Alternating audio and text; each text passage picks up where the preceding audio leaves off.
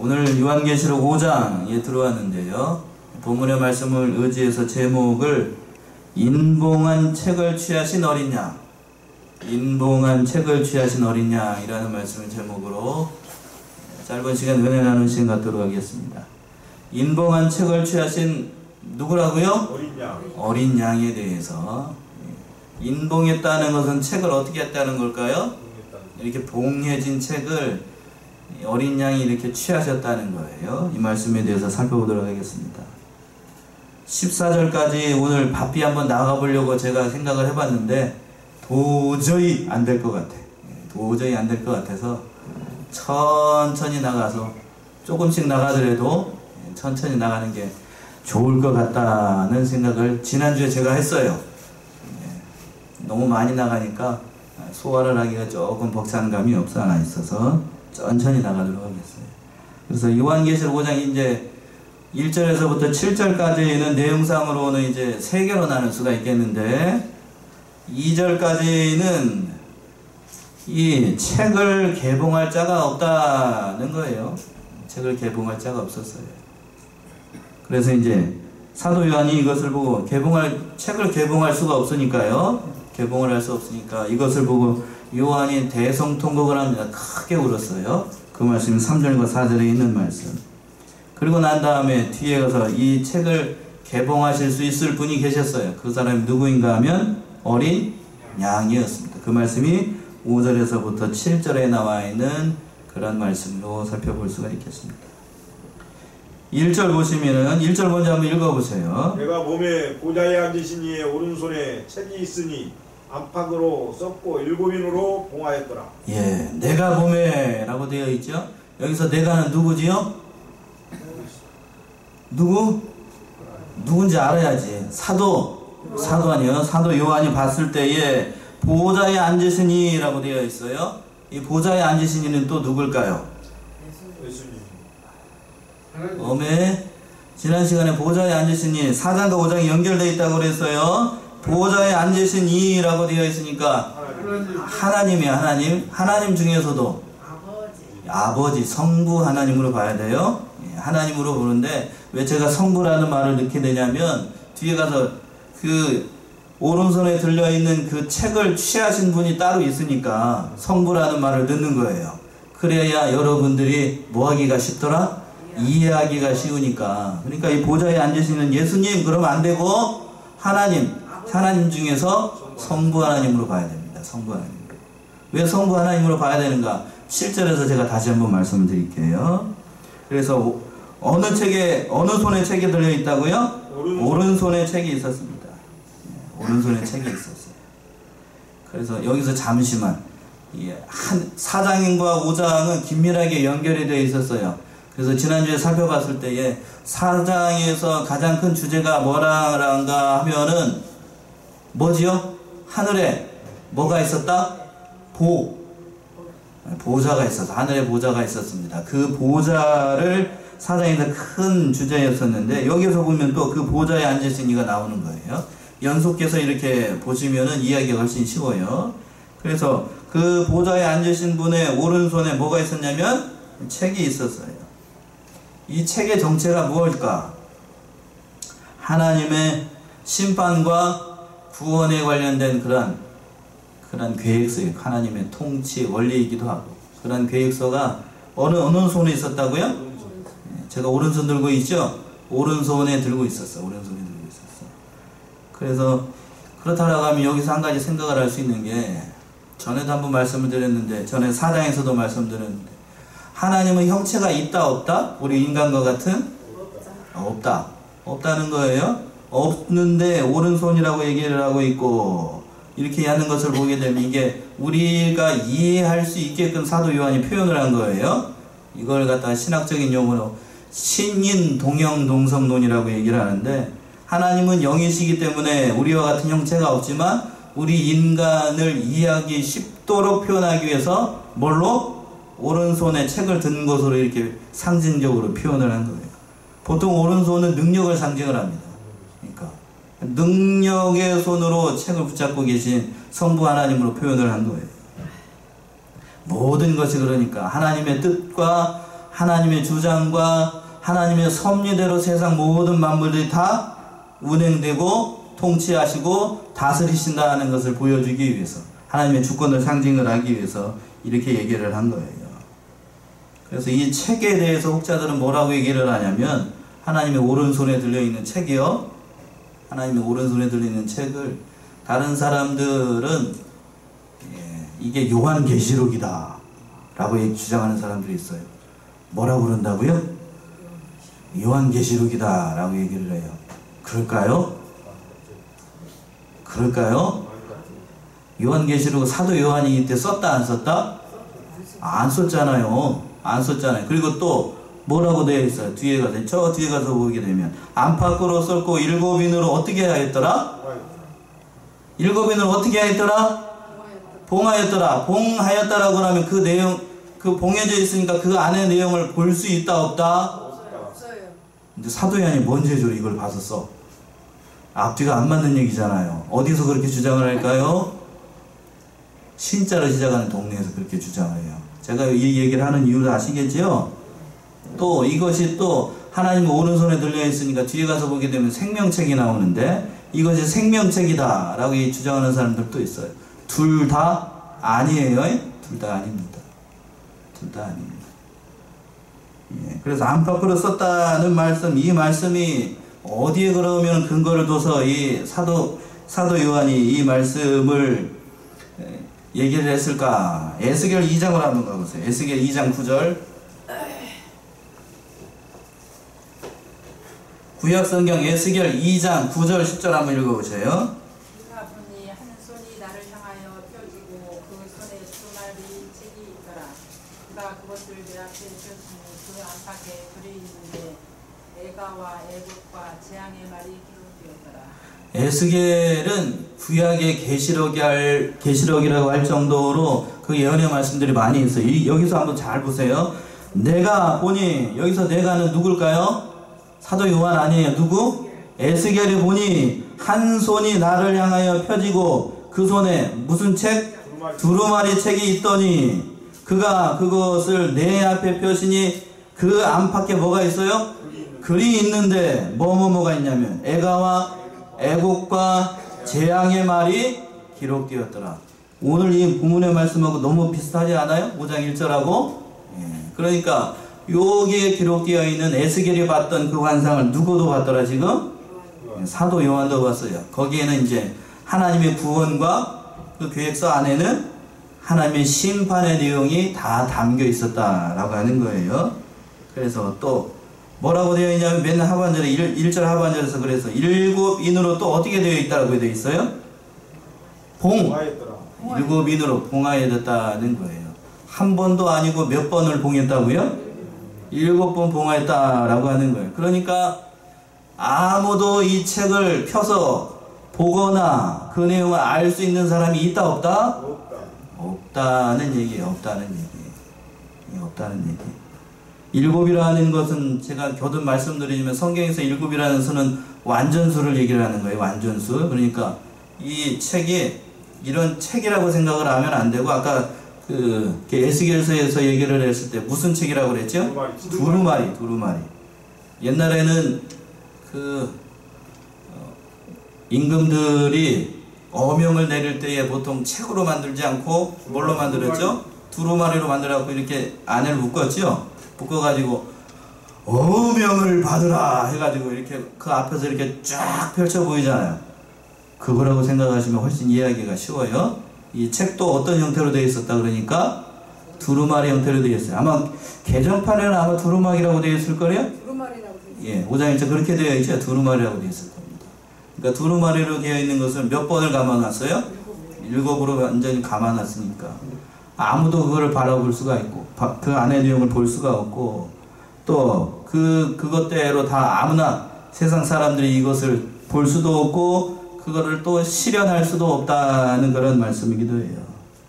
또한 그 말씀이 이제 2절에 나와 있어요. 2절 한번 읽어보시겠어요? 2절. 또 봄에 힘있는 천사가 큰 음성으로 외치기를 누가 책을 펴며 거인을 떼기에 합당하냐 하니. 예, 여기 보세요. 그 이제 책이 이제 인봉한 책을 딱 보여주면서 하는 얘기가 뒤에 있었던 힘 있는 천사가 와가지고 큰 음성으로 얘기를 하는 겁니다. 뭐라 그러냐면 책을 펴고 그 인을 떼기에 합당한 자가 있느냐라고 소리를 지른 거예요. 한 천사가, 힘 있는 천사가. 그랬어요. 과연 이 하나님의 계획대로, 구원과 심판의 계획대로, 이 책에 기록된 대로, 이 책에 기록된 대로 이 모든 하나님의 뜻을 이루어질 사람이 이 땅에 있는가를 살펴보라는 거예요. 명령대로. 그래서 사도 요한이 살펴봤어요. 3절과 4절에서 보시게 되면 살펴봤습니다. 어떻게 살펴봤을까요? 3절 4절 한번 읽어보세요. 하늘 위에나 땅 위에나 땅 아래에 능히 책을 펴거나 보거나 할 리가 없더라. 이 책을 펴거나 보거나 하기에 합당한 자가 보이지 않기로 내가 크게 울었더라. 예. 보세요. 하늘 위에나 땅 위에나 땅 아래에 능히 책을 펴거나 보거나 할 리가 있었다고요? 없었다는 거예요. 천사의 말을 듣고 이 책을 펴고 또 인을 떼기 합당한 사람이 있는가 보라는 거예요. 그래서 사도 요한이 그 말을 듣고 먼저 하늘을 봤어요. 하늘을 보니까 하늘에 뭐가 보일까요? 수많은 천군과 천사들이 보였겠죠? 그 중에 이 책에 이 말씀대로 뗄 만한 존재가 있었다 없었다? 없었다고 하는 거예요. 그리고 땅을 봤어요. 그렇죠? 땅을 봤다라고 했죠? 땅 위에 사람들을 봤어요.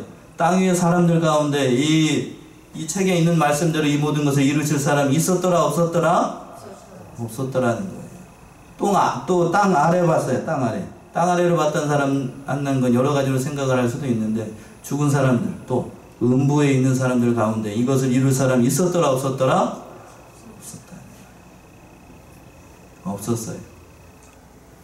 없으니까 이제 사도 요한이 어떻게 했는가를 보세요. 그 4절에서 그랬죠. 이 책을 펴거나 보거나 하기에 합당한 자가 보이지 않기로 내가 어떻게 울었어요? 크게 울었더니. 사도 요한이 왜 울었을까요? 제가 오늘 여기에 좀 초점을 좀 맞춰보려고. 사도 요한이 왜 울었지요?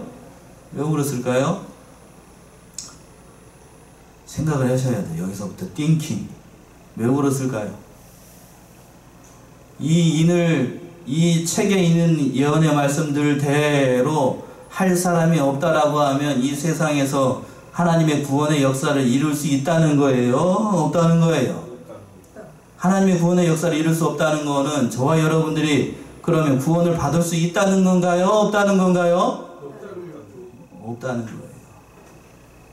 찾아봤더니 이 세상에 과연 그런 사람이 있는가? 천상에 있는가? 땅 위에 있는가? 땅 속에 있는가를 봤더니 한 사람도 없었어. 한 사람도. 그러니까 망하게 생겼으니까 온 인류 전체가 망하게 생겼으니까 사도 요한이 그걸 보고 대성통곡을 한 거예요. 대성통곡. 다 어디 가게 생겼으니까 쉽게 얘기하면 다 지옥 가게 생겼으니까 사도 요한이 대성통곡을 할 수밖에요. 대성통곡을 했어요. 얼마나 크게 울었는가.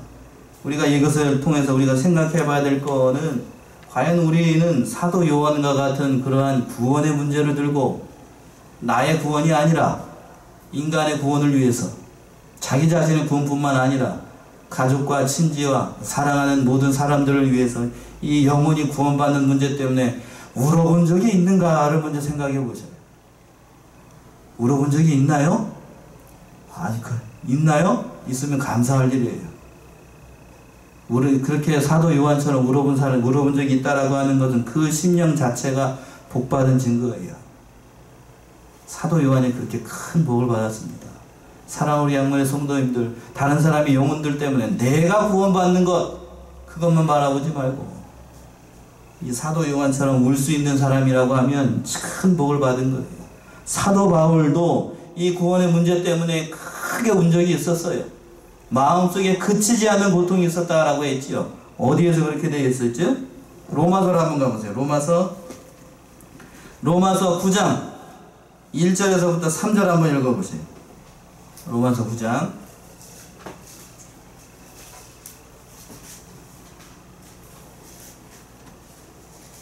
내가 그리스도 안에서 천만 참말을 하고 거짓말을 아니하노라. 내게 큰 근심이 있는 것과 마음에 그치지 않는 고통이 있는 것을 내 양심이 성령 안에서 나로 더불어 증거하노니 나의 형제 곧 불육의 친척을 위하여 내 자신이 저주를 받아 그리스도에게서 끊어질지라도 원하는 바로라. 예, 사도 바울이 여기서 보세요. 내가 그리스도 안에서 참말을 하고 거짓말을 아니하노라. 내게 어떠한 근심이 있다고요? 큰 근심이 있는 것과 마음에 그치지 않는 고통이 있는 것을 내 양심이 성령 안에서 나로 더불어 증거하노니, 이 사도 바울의 마음 가운데 큰 근심과 그치지 않는 고통이 있었대요. 그게 뭘까요? 그게 뭐냐 하면 3절에 있는 말씀. 나의 형제 곧 고륙의 친척을 위하여 내 자신이 저주를 받아 그리스도에게서 끊어질지라도 원하는 바라. 고륙의 친척 누구요? 사도 바울의 고륙의 친척이 누구지요? 이스라엘 백성들이 구원을 받지 못하는 것이, 예수 그리스도를 믿지 않는 것이, 쉽게 말씀을 드리면 사도 바울에게는 가장 가슴 아픈 일이었다라고 하는 거예요. 사도 요한이 그런 심정으로 울었던 거예요. 내 가족이 멸망을 받는 것, 온 인류가 죄악 가운데서 죽어갈 수밖에 없는 비참한 현실을 보고 사도 요한이 울었고 사도 바울이 대성통곡을 했다라고 하는 거예요. 그렇다라고 하면 앞에서 제가 말씀드린 것처럼 우리는 뭐 때문에 울어본 적이 있는가? 우리 자신을 먼저 생각해 보셔야 돼요. 건강의 문제 때문에 하나님 앞에서 울어본 적이 있을 거예요. 또 사업에 실패했기 때문에, 또 가정사 모든 문제로 어려움을 당해서 울어본 적이 있어요. 쉽게 말씀드리면 세상적인 문제 때문에 우리가 울어본 적은 있어도 심령의 문제, 내 자신의 구원의 문제 때문에 심각하게 이 사도 요한처럼 통곡을 해본 적이 있는가? 우리 자신의 신앙을 생각해 보셔야 된다. 사도 요한은 그런 심령의 사람이었어요. 대성통곡이었습니다. 대성통곡. 땅 위를 봐도, 하늘 위를 봐도, 땅 위를 봐도, 땅 아래를 봐도 이러한 의를 이룰 사람이 한 사람도 없던 것을 보고 너무나도 비참하고 안타까운 심령을 가지고 사도 요한이 그렇게 울었던 거예요. 그랬더니 그 뒤에서 사도 요한더러 하는 놀라운 말씀이 5절에 있는 말씀이에요. 5절에 있는 말씀. 오늘 계시록 5장 5절 한번 읽어보시죠. 5장 5절. 장로 중에 하나가 내게 말하되 울지 말라. 유대지파의 사자 다윗의 뿌리가 이겼으니 이 책과 그 7일을 떼시리라 하더라. 예. 사도 요한이 이 세상을 바라봤을 때에 아무도 없는 것, 하나님의 온전하신 뜻을 이룰 사람이 아무도 없는 것을 발견하고 대성통곡하고 울고 있으니까 그 장로들 가운데, 이 장로들은 그 앞에 나와 있는 24장로들 가운데 한 사람이에요. 그 장로들 가운데 한 사람이 나타나가지고 뭐라고 얘기를 했어요? 내게 말하되 뭐 하지 말라? 울지 말라. 울지 말라라고 얘기를 한 거예요. 제가 요한계시록 중에서 가장 은혜로운 말을 들으라고 하면 저는 단연코 이 말을 들읍니다. 다른 뒤에 있는 모든 천년왕국 뭐 이런 얘기, 신학 사상을 가지고 있는, 자기가 가지고 있는 신학 그 사상에 따라서 요한계시록 어떻게 푸는가에 따라서 다 은혜 받는 말씀이 다 다르겠지만 저는 단연코 계시록 전체 중에서 가장 은혜로운 말씀을 들으라고 하면 계시록 5장 몇 절? 5절을 들어요. 5장 5절. 장로 한 사람이 일어나가지고 뭐 하라고 그러지 말라고 한다고요? 울지 말라. 울지 말라 하는 거예요. 사도 요한이 울고 있어요. 사도 요한이 울고 있는데 장로 중에 한 사람이 얘기를 하는 거예요. 울지 말라. 왜 울지 말라는 걸까요? 그 울지 말라는 이유가 뒤에 나와 있잖아요. 뒤에 뭐라고 되어 있어요? 유다 지파의 사자 다윗의 뿌리가 어떻게 하였으니? 이기었으니 이 책과 그 7인을 떼시리라 하더라. 완전한 반전이에요. 반전. 혹시 여러분 영화 좋아하시나요? 드라마 좋아하셔요? 이렇게 순탄하게 이야기가 전개가 될 것 같으니 갑자기 뭐가 생겨요? 샥 반전이 있어요. 반전. 오늘 이 말씀에서 반전이 여기 있는 거예요. 울지 말라 하더니 누가 딱 등장을 한다고요? 쉽게 말씀드리면 예수 그리스도가 등장을 하는 거예요. 그 예수 그리스도를 소재하기를 뭐라고 그랬냐면 유다 지파의 사자 다윗의 뿌리, 이렇게 얘기를 합니다. 자, 울지 말라. 하늘과 땅 그 어디를 찾아봐도 이늘때기 합당한 자가 없을 때에 절망 가운데 있는 사도 요한에게 울지 말라라고 얘기했어요. 이 울지 말라는 말씀을 다시 한번 살펴보면, 이 울지 말라는 말씀은 우리 예수님께서 이 지상에 계셨을 때에 그 가난하고 비참한 가운데 있는 영혼들을 만날 때마다 우리 예수님께서 직접 하셨던 말씀 가운데 하나예요. 대표적인 말씀이 어디에 있을까요? 누가복음 7장에 있는 말씀이, 한번 찾아보죠. 누가복음 7장. 누가복음 7장 11절 다 찾아보셔요. 여기 좀 한참 나가야 돼요. 누가복음 7장 11절에서부터 저기 17절까지 어느 분이 한번 읽어보세요. 그 후에 예수께서 나인이라는 성으로 가실새 제자와 허다한 무리가 동행하더니 성문에 가까이 오실 때 사람들이 한 죽은 자를 메고 나오니 이는 그 어미의 독자요 어미는 과부라. 그 성 많은 사람도 그와 함께 나오거늘 주께서 과부를 보시고 불쌍히 여기사 울지 말라 하시고. 예, 거기까지요. 주께서 과부를 보시고 불쌍히 여기사 뭐 하지 말라고 그랬다고요? 울지 말라. 지금 장로 사도 요한이 울고 있으니까 장로 중에 한 사람이 또 뭐 하지 말라고 그랬죠? 울지 말라 했던 것처럼 예수님의 목소리가 사도 요한에게 들렸던 거예요. 울지 말라. 통곡할 이유가 없다는 거예요. 그러고 난 다음에 14절부터 계속해서 읽어보세요. 14절.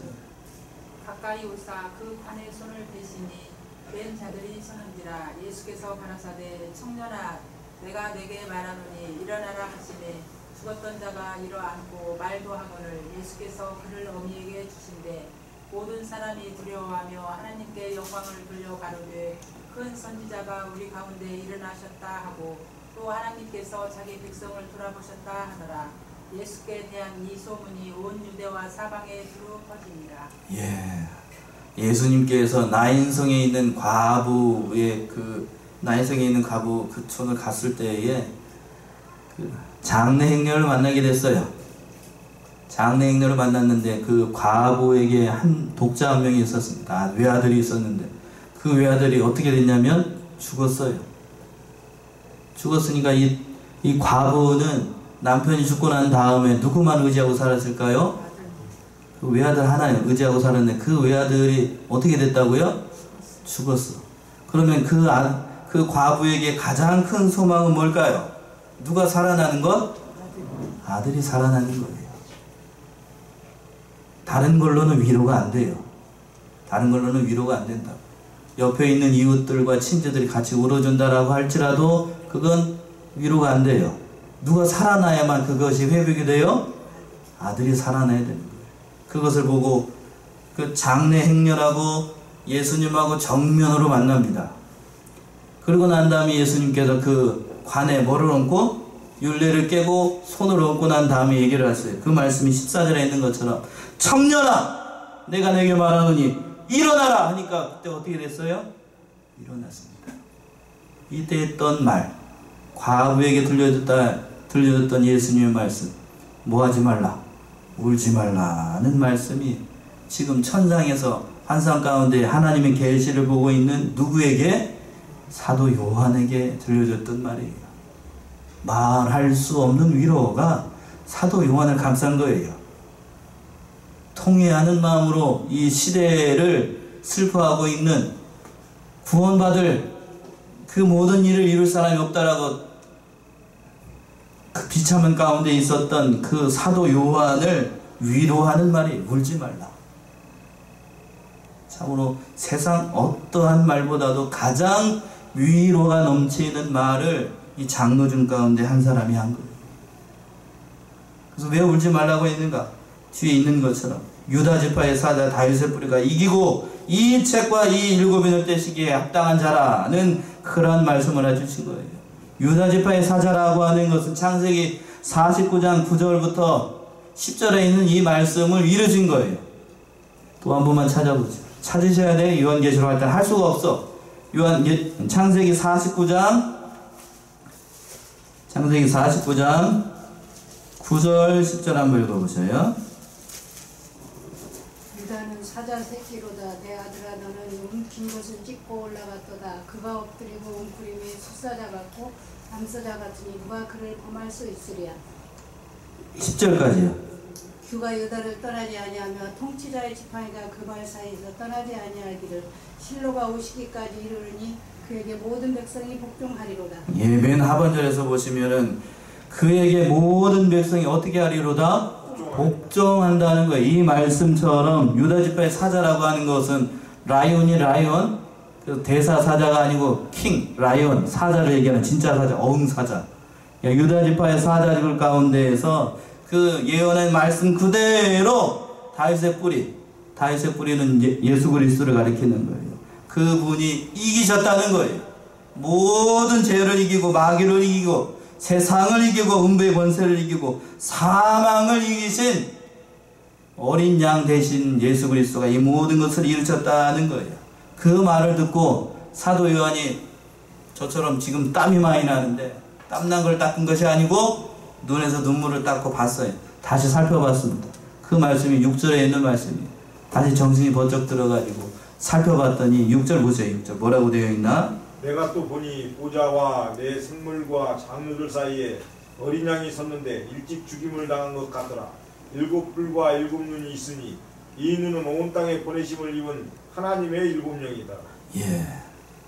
울지 말라는 말씀을 듣고 위로의 말씀을 듣고 난 다음에 사도 요한이 다시 봤어요. 그랬죠? 내가 또 보니 보좌와 내 생물과 장로들 사이에 뭐가 섰어요? 예, 어린 양이 섰습니다.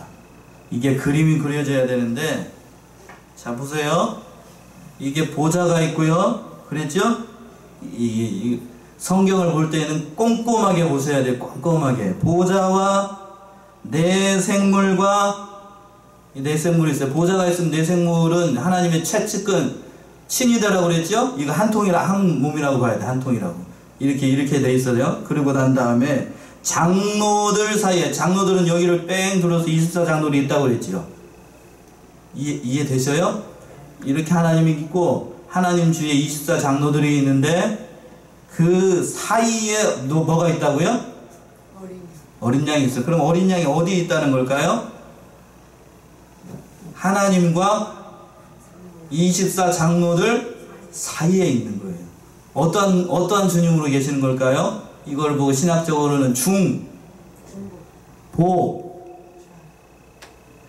뒤에 한자만 얘기하면 되는데 중보자로서 계시는 거예요. 하나님과 인간 사이에 중보하시는 그러한 어린 양으로 누가 등장을 했어요?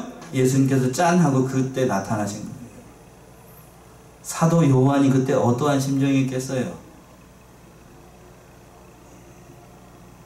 별로 감동이 없나 보다? 그때 사도 요한이 받았을 말할 수 없는 은혜, 눈물 흘려가면서 이 일을 어찌할 것인가 통해하면서 바라보고 있을 때에 한 장로가 나타나가지고 울지 말라는 거예요. 왜 울지 말라는 것인가 하고 다윗의 뿌리가 이겼다라고 들었더니 눈 비비고 진짜로 그런가 하고 딱 봤더니 그 하나님과 24장로들 사이에 뭐가 있어요? 매 하고 어린 양이 딱 서 있는 거예요. 그리고 그 어린 양이 어떠한 모습으로 서 있는가? 그 밑에요. 하반절에 7뿔과 또 7눈이 있으니 이 눈은 온 땅에 보내심을 입은 하나님의 7영. 성령이 7분이 있다는 얘기 아니라 완전한 충만하신 그러한 분으로 있다는 얘기예요. 성령이 완전하게 충만하신 그러한 어린 양 되신 그분이 그 가운데 하나님과 24장로들 사이에 계셨다고 하는 거예요. 그래서 어떻게 됐는가? 그래서 7절 한번 읽어보세요. 7절. 어린 양이 나와서 보좌에 앉으신 이의 오른손에서 책을 취하시니라. 예. 그래서 그 어린 양이 나타나가지고 짠 하고 나타나더니 누가 이 책을 떼기에 합당하냐라고 천사가 소리 질렀더니 거기에서 누가 나타났어요?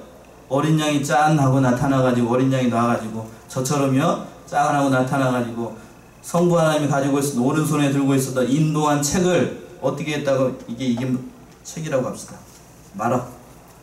말아서 이렇게 있는데 인봉한 책을 오른손에 딱 들고 있었는데 뒤에서 어린 양이 딱 나타나가지고 이걸 딱 취했다는 거예요. 저만 감동이 있나 보군요. 성부 하나님이 들고 있었던 그 책을 누가 들었다고요?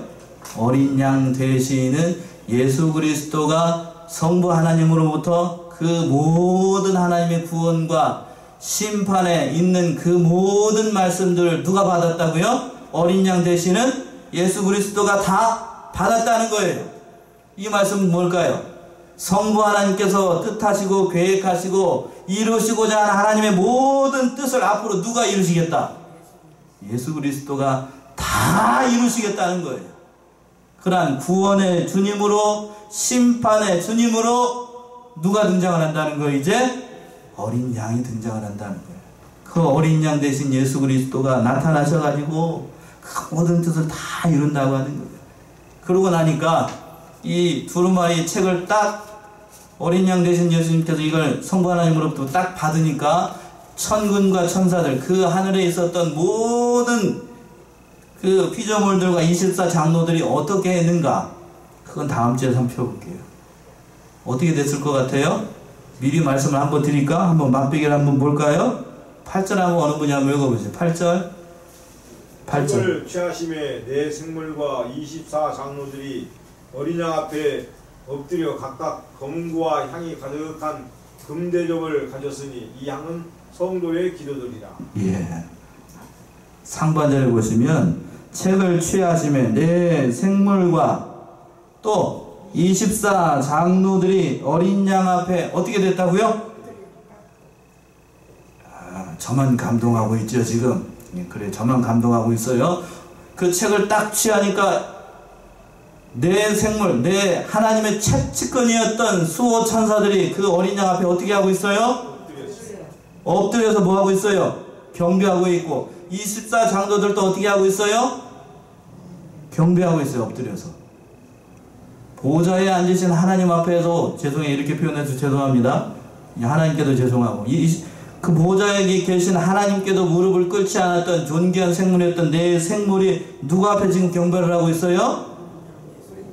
어린 양 되시는 예수께 엎드려서 결초를 하고 있는 거예요. 그게 무슨 얘기일까요? 앞으로 모든 것은 누구를 통해서 이루신다? 예수님을 통해서 이 모든 사실을 이루어 나간다는 거예요. 그래서 이 말씀이 참으로 은혜로운 거예요. 사랑하는 양문의 성도인 오늘 이 말씀을 깨닫고 다음 시간에 이 어린 양께 그 수많은 천군과 천사들 그리고 구원받았던 모든 성도들이 무슨 일을 하는가? 그것은 다음 시간에 살펴보도록 하겠습니다. 기도하겠습니다.